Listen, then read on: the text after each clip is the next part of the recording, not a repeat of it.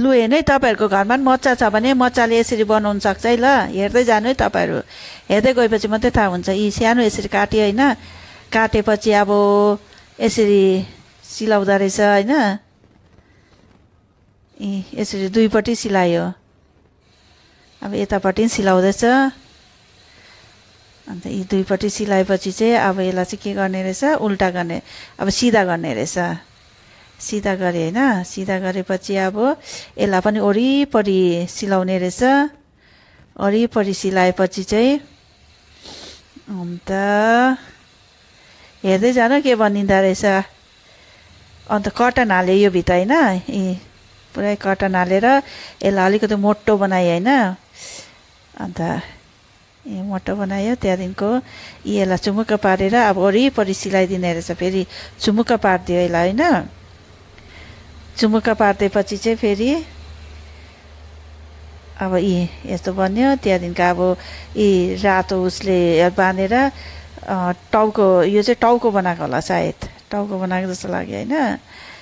अन्त हेर्नु फेरि अर्को कलर लगाएर यसले चाहिँ के बनाउँदो रहेछ। अब यहाँ हेर्नु है, यो चाहिँ बनाएको हातको पोषण बनाएको रहेछ। हेर्नु हातको पोषण कस्तो राम्रो है। तपाईँहरू पनि सिकिराख्नु है, घरमा नानीहरू छ भने यसरी बनाएर होइन। तोड्नु फोड्नु पनि छैन।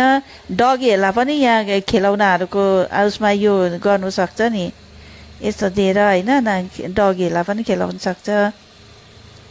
अन्त अब यसले चाहिँ के बनाउने रहेछ हेरौँ है, यसले चाहिँ के बनाउँदै रहेछ।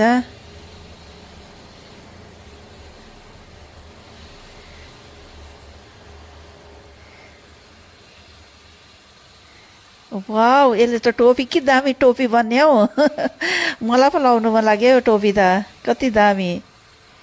अन्त अब चाहिँ के बनाउँदै रहेछ, आँखा बनाउँदै रहेछ। अब हेर्नु है, दुईपट्टि आँखा बनाउँदैछ।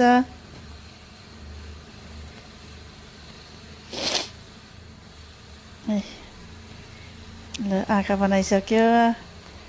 अब आँखा बनाएपछि फेरि के बनाउने रहेछ, अब मुख बनाउने रहेछ, नाक र मुख। नाक र मुख पनि बन्यो।